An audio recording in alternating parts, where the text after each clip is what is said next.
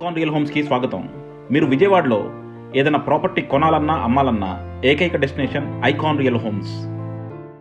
మమ్మల్ని చాలామంది చాలా ఎక్కువగా అడిగే క్వశ్చన్, సార్ ఏదైనా ఓపెన్ ల్యాండ్ చక్కగా లోన్ వచ్చే అవకాశం ఉందా, లేదంటే ఏదైనా హౌస్ ఉండి అందులో కనుక మనకి చక్కగా లోన్ వచ్చే అవకాశం ఉన్న ప్రాపర్టీ ఏమైనా ఉంటే చూపిస్తారా అంటారు. సో అటువంటి వాళ్ళ కోసం ఇది ఒక మంచి ప్రాపర్టీ అండి.